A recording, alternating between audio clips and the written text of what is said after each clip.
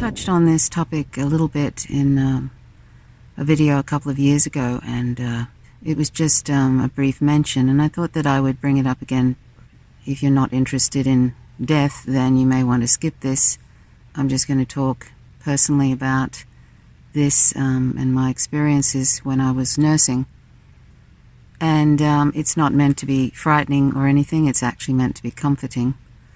So, and the reason I started thinking about this tonight, although I do think about this on a regular basis because I do pay attention to Buddhist philosophy, and they suggest that it's good to think about death every day because, as one Buddhist monk I remember used to say, one day will be the day that you're going to die, and it won't be anything special. It'll just be a day like every other day. And it's something that we cannot avoid. And it's also something that isn't to be feared, I think anyway. I have more of a fear of pain than I do of death. Death doesn't frighten me, but having a terminal illness where you have, or having an illness where you have extreme pain is not something that I would find, it would be something that I would definitely want very good pain management. So the reason I'm bringing up this topic is because I want to share some experiences I had when I was working in neurointensive care, and I also wanted to share an experience I had in India at a cremation, and where they did open cremations. And the reason I'm bringing this up is because I just watched a little video from someone who was talking about their mother who had died, and it was Mother's Day. It was a Mother's Day talk. And then I turned to another video in the suggested videos, and it was somebody talking about the death of their friend in a palliative ward. I've also done some volunteer work looking after palliative patients. I just wanted to share with you something where I was working in a neurointensive care ward for a few years. Unfortunately, there would be young men mostly who would come in with bike accidents after having a bike accident. And it wasn't good. If they did survive, they were usually in a vegetative state, which really didn't change, and eventually they would end up in a home. They usually had, their brain injury was so severe and they never really woke from their coma, or they didn't wake at all and they were brain dead. And that would happen on a reasonably regular basis. And one evening, there was a young man. This is way back too. This is in the early 80s. I remember it really well. I remember what he looked like. I remember pretty much every patient who's died on me. I think I remember all of them, really. It's something that you don't forget. I didn't forget anyway, as a nurse. So this young man, I remember, he had a severe brain injury, and his helmet was, I think it was probably the only thing that was keeping his skull together, basically. And of course they had to remove his helmet. They did that in the emergency department. And so he was brain dead when he came into our ward, and he was ventilated. And he was a very tall man. He was only about, 23, 24, something like that. And I just thought it was incredibly sad. Even today I think about that, and I think it's sad, that he was taken so young. And so,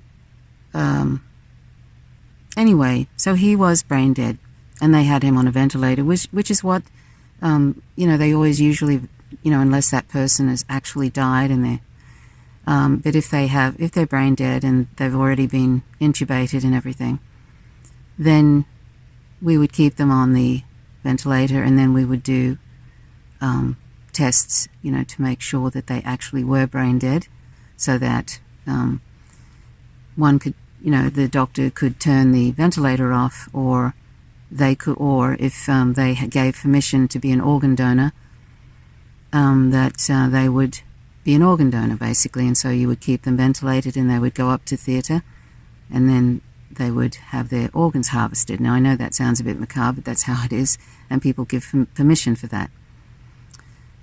Anyway, this man, he obviously didn't have that order. He didn't have that order to harvest his organs, so he was just on a ventilator, and they were waiting for his parents and family to come in and see him, one last time before they were going to turn the ventilator off. And I want to speak to this particular thing that I've experienced with this type of injury, where the person is brain dead. And this is something that I didn't expect, but it's something that I experience on a regular basis with this kind of patient. And because it wasn't uncommon, brain death, even with people that didn't come in like that, some people would have serious injuries, and eventually it would result in brain death.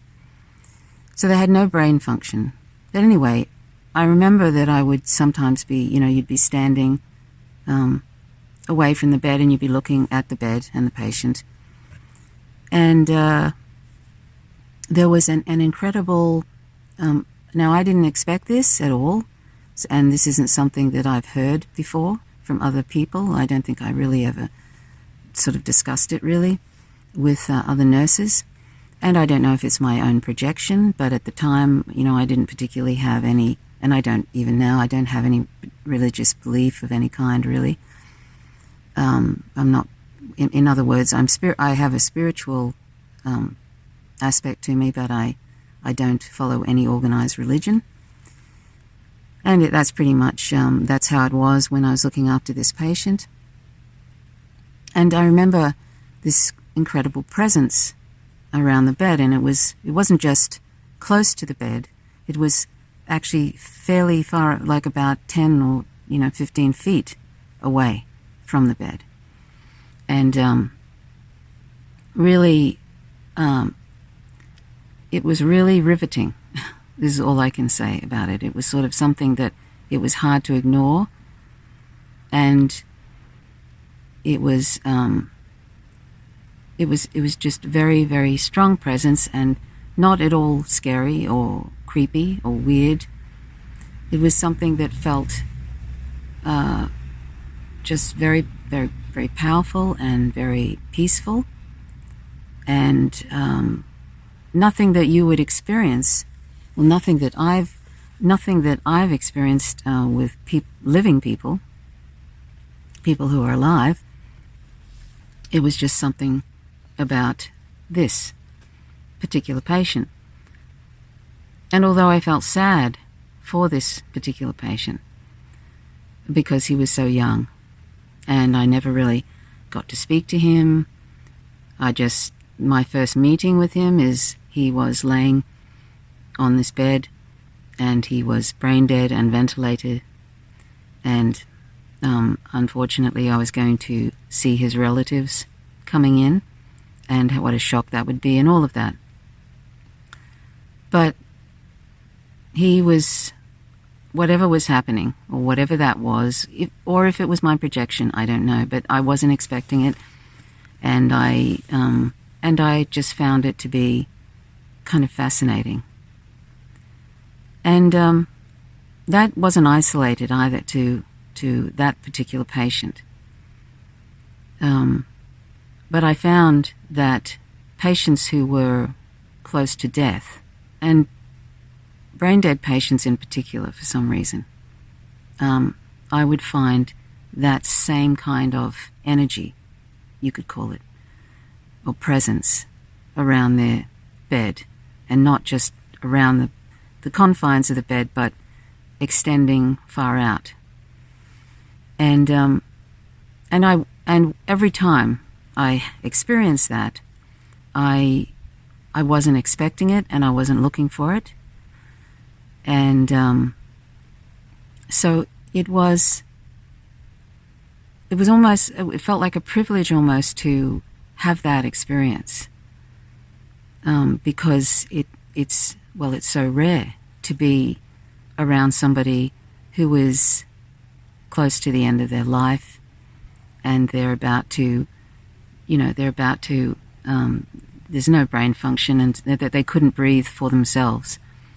So if you turn the ventilator off, they're not going to be breathing for themselves.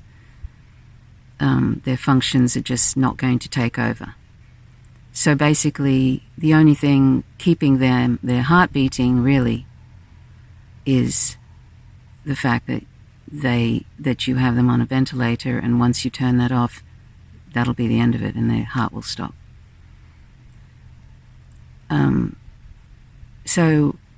But it was a privilege to be around people in that state, and something we always used to do in that ward too.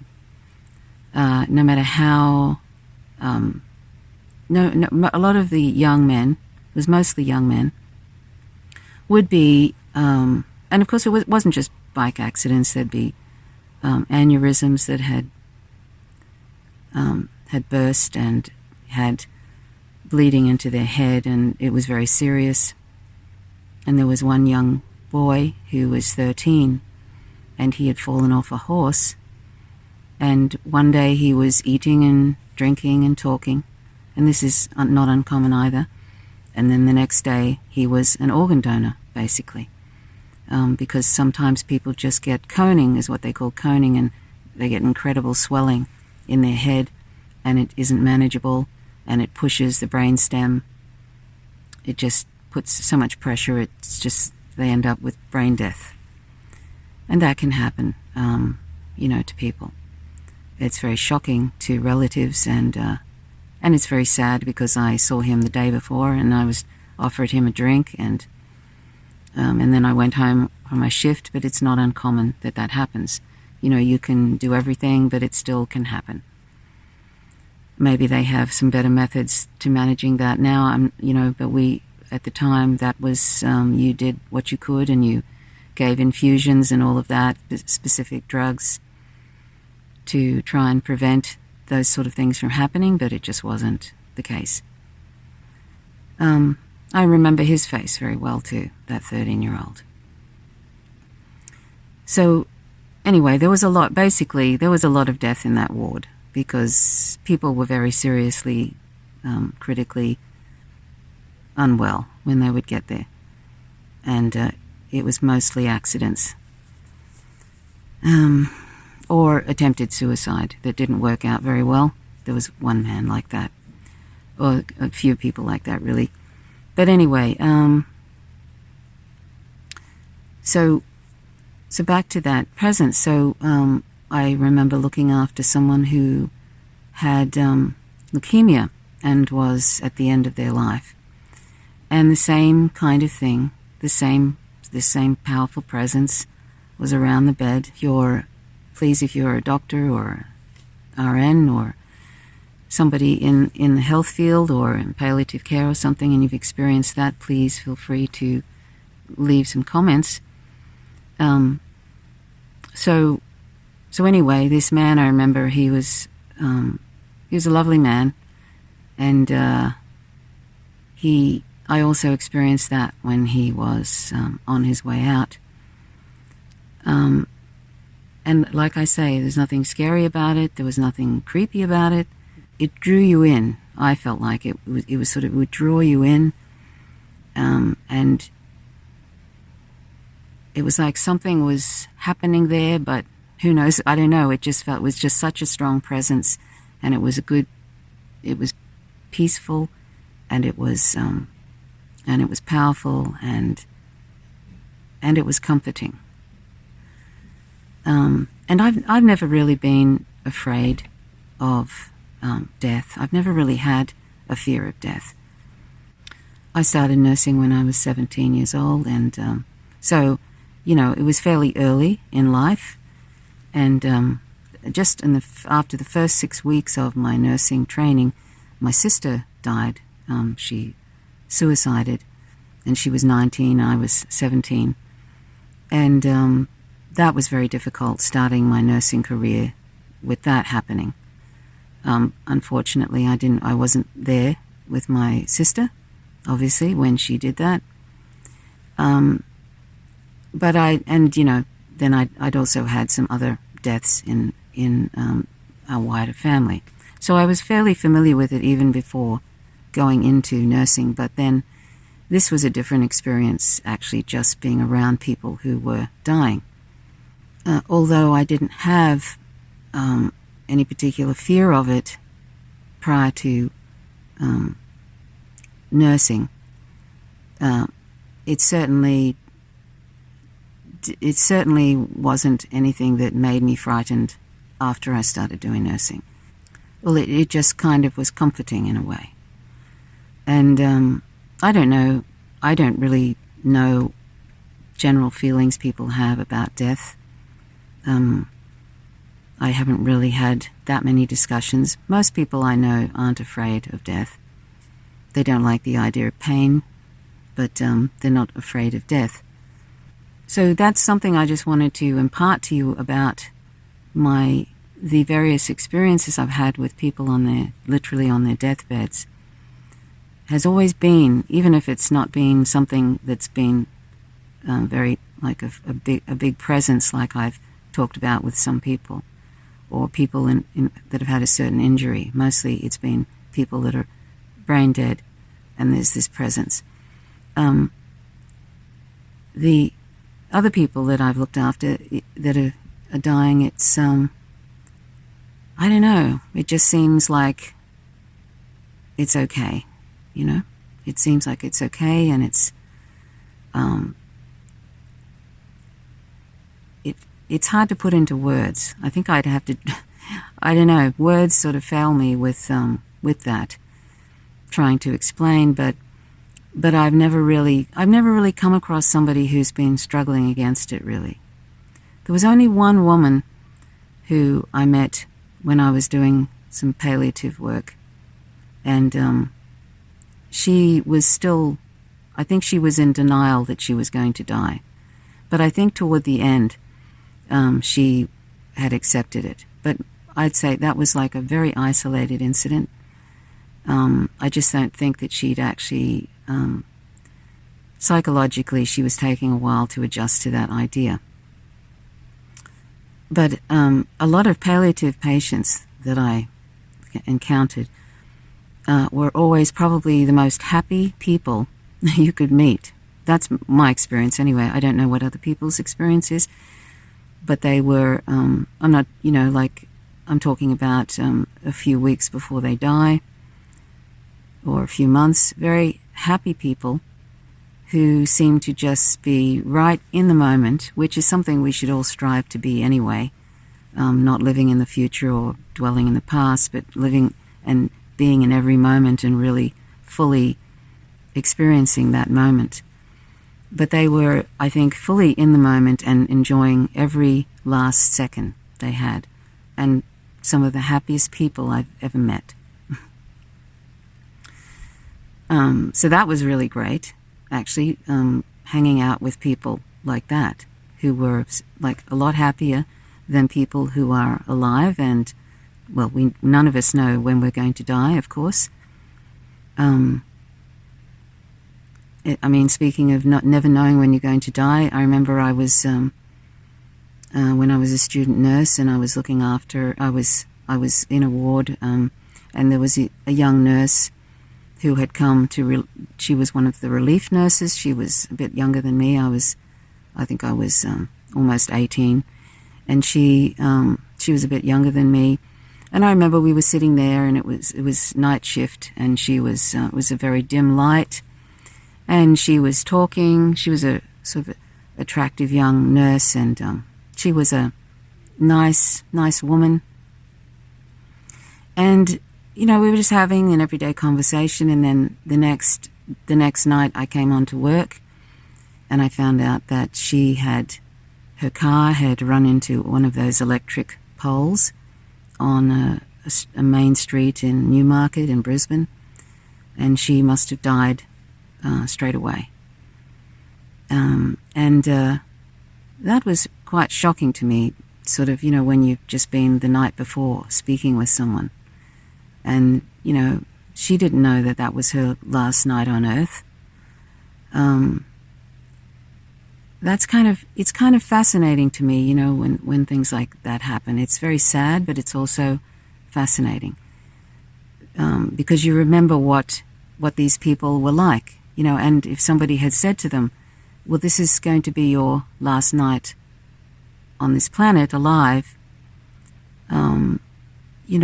sort of, you know what I mean? It's just something that's, and I remember her so well. I remember that sitting there with her in the dim light, and then to find out the next day that it was very hard to believe. It was very hard to grasp. Even though I barely knew her, that was the first time I'd met her, and obviously the last time. It was one night. So anyway, the reason I'm talking about this is because of coming across, it was Michael Moore, actually, who was talking about his mother, who's since died, and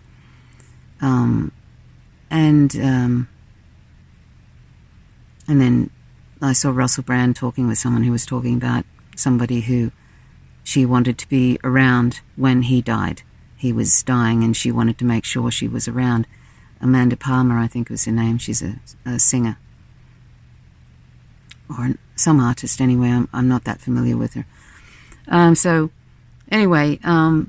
that's what made me start thinking that I would share something, because oftentimes when people talk about death, there's a lot of people that have a fascination with it, because our society hides death as much as possible. It's not like in India, where there's open cremations and people get to see people burning up. It's all kind of hidden. I don't know if they do much open casket stuff here in Australia. There's a whole industry in the United States for that sort of thing. But it's a lot of covering up and keeping it away from people. I mean, look at even what they do with slaughterhouses for a different reason. It's all keeping killing and death, so you don't have to think about the animals you eat, wear, and use. One of many reasons to be vegan. So people, like online, I notice they have this real fascination with death. And I think people want to sort of know, because they know that one day they're going to die, and so they want to, I think people don't want to be afraid. There's also people who have a fascination with death too, as well. There's a whole bunch of, I'm sure, psychological reasons why that is, but anyway, this fascination with death and a sort of a curiosity, because because it's hidden in Western society anyway, and people don't really talk about it much. It's not sort of something. It's sort of something that isn't talked about much, and people don't get to witness a dead body, or even somebody that's dying, or maybe they might only witness one person dying in their life, and they're not actually around when that person actually dies. So, they're not actually around when that person dies, and so they don't really know what it's like when people actually die. I thought maybe it might be a good thing to just share my experiences, which other people may not have anything like that in common with me. It may well be just my projection, but to say that people's death, I haven't really seen anybody that hasn't had a peaceful death. I'm sure if I was a medic in a war situation, it would be totally outrageous and awful. But in a controlled setting, and it's peaceful, and it isn't anything to fear. And I don't see anybody pushing back against it. And then there's the whole thing of presence, people, the presence around people, which is fascinating, and it's also comforting. If you can call the presence of death comforting, it is, I find anyway, that presence anyway. So, and I want to, before I share the incidents with a cremation in India, I remember, this is sort of a funny thing that I experienced as a nurse. It was not long after my sister died. It was only like 3 days, and I had to start my first day on a ward ever as a student nurse. So I think I was fairly well, obviously I was traumatized. My sister had only just suicided a few days ago, and then we'd had the funeral. I actually was supposed to start pretty much almost the same day that she died, or a couple of days after that. But obviously I took compassionate leave, and so I was, I think, fairly traumatized. And so when I started this ward, I remember this doctor asked me to assist them with putting a cannula in somebody's vein so they could put up an IV and give them intravenous fluids. And I just remember one minute I was standing there. This was really early in the piece. One minute I was standing there, and then the next thing, I was sitting on a chair, and I just kind of fainted and sat on this chair that was near me. And it probably was only, I'd say, might have been only 10 seconds that I was out to it. I don't think that's ever happened to me before where I fainted, ever. I came close to fainting after giving blood and sort of not, and my blood pressure was very low. That was something that happened, but that wasn't actually passing out. This was actually, going out to it, and fortunately I was sitting on a chair. I don't think anybody pushed the chair underneath me. So all I remember was hearing the doctor saying, "Nurse, nurse." And so I suddenly came to and stood up and then assisted him, and he probably thought, God, she's going to be a real lemon. Well, he may not have thought that. He's probably, there's probably not something, who knows, it may never have happened to him before, but anyway, it never happened to me again. It was just this one incident. Fortunately, I thought, well, that won't be very good if that happens. So that was just like a one-off incident, thank goodness. But why I'm telling you this is because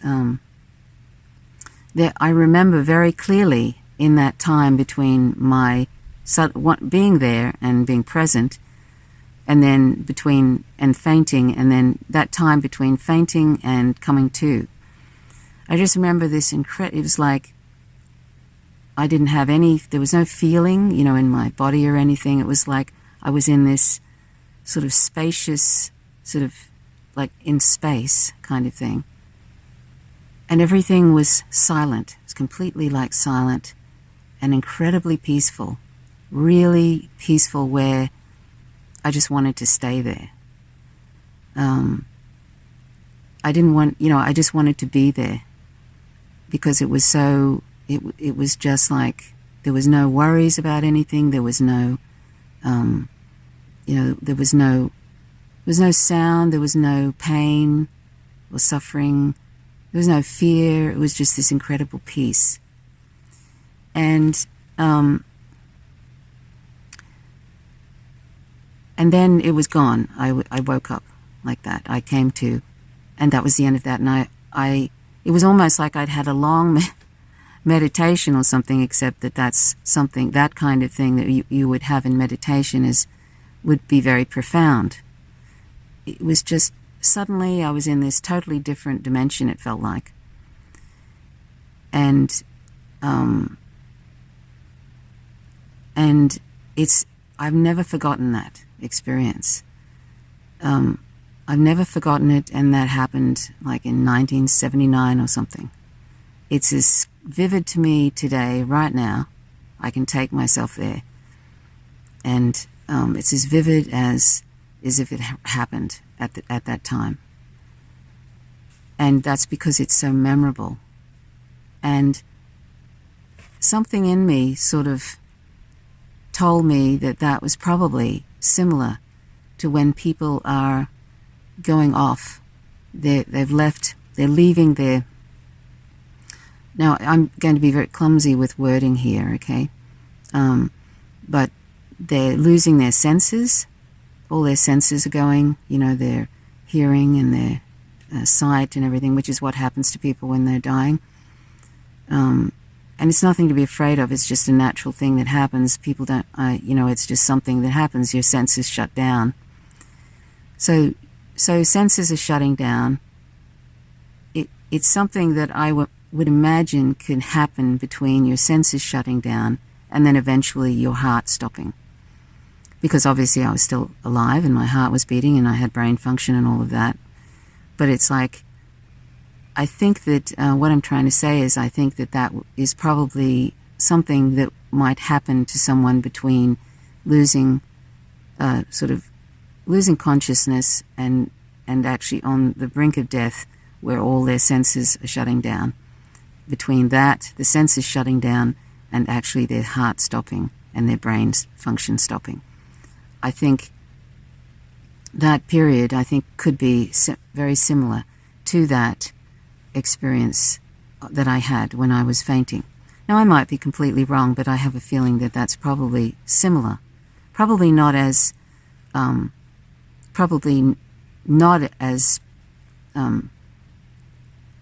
deep as what it would be if you were actually dying. But I just remember this, and I might be quite wrong, but I just remember feeling, it was just a beautiful feeling. I thought, wow, if you can experience that kind of level of peace and calm and serenity and all of that, and sort of feeling like I just didn't want to leave it. I'm sure that it's probably similar in some ways when one is dying. That I've heard that people say that they don't, when they've actually been resuscitated, that they don't want to be brought back from where they were because they were sort of jolted out of a sort of a very beautiful, peaceful, sort of a happy feelings of lots of love. And they didn't want to come back from that. So it's a pity that of course there are people who do meditation that, that are very experienced meditators that can attain that sort of type of feeling in their meditation. So, it's possible to have that experience, I think. Experienced meditators can have that experience too. So one doesn't have to die to experience that, apparently. So anyway, that's just something I wanted to share with you. I know it's kind of off the beaten track with what I normally talk about, although I do mention in my About section that I'll talk about personal things every so often, and I've been doing a bit of that lately for some reason. I'm not sure why. When I saw this curiosity about death, I just thought, well, most people are, so I thought I would share my experiences, and I hope that you found some comfort in that. And the other thing that I wanted to say was about my experience as when I was in India in Himachal Pradesh, and it was up in the mountains, and unfortunately there were 3 Buddhist monks who were murdered by someone from Delhi. Came up and murdered them, stabbed them to death, 3 of them. And it happened to be the same day I was coming up, and I went along to the funeral, the cremation, which was an outdoor cremation, and it was just attended by a whole lot of Buddhist nuns and some Buddhist monks. And they were put into this kind of it was like a 4-sided thing made of wood, and they were just kind of lowered gently into there with their robes on, and then they tipped ghee or butter or something on them, and then they lit them. And it was really, I actually think that it would be so much more psychologically healthy if we had open cremations, where people were just openly cremated, just like, because I found when you actually see people, you don't really see much, really. It ends up, if they burn quite quickly, and you might see sort of a blackened skull. It's a silhouette of a blackened skull or something, but you see the form, and I think it really helps you sort of see what life is, see that people live, and then, and then there's the vehicle or whatever, I'm just saying, I mean, whatever was in that vehicle isn't there anymore, whatever, if that's an energy or whatever it is, but it's not there, and there's just this body, and then it burns, and then it's ashes, and you see it all happen before you, instead of what they do now is put people in a casket and take them to the crematorium, and you don't see that. Then you just get the ashes. Well, you actually see it all happen in front of you. And of course, all the nuns there were very sad and all crying, because it was such a shocking incident. And they were taken, it was a senior monk. This is 1997. It was a senior monk that happened to. And so, that was shocking, but I just sort of thought, wow, this is such a great way to sort of, as a final end to someone's life. It psychologically and everything, I think it's beneficial for people to see that. And it's sort of it's just so organic too. I know that putting people in the ground, that's really organic, because the worms get to eat you and all of that. But I find the whole cremation thing, and also it's not taking up space, that sort of thing, actually burning people, is it's not taking up space, and then you just have the ashes. So I kind of like that. Anyway, I can't really explain that presence thing any better than I did. I'm sorry. Words are not very, they're not enough sometimes, really, are they? But anyway, that's all I wanted to say, so please feel free to leave comments about that, or if you have any experiences or what you think. It's always great to read, and thanks so much for your support and for watching. My name's Trish Roberts. You're watching Faint Signals from Vega. Please go vegan. Peace.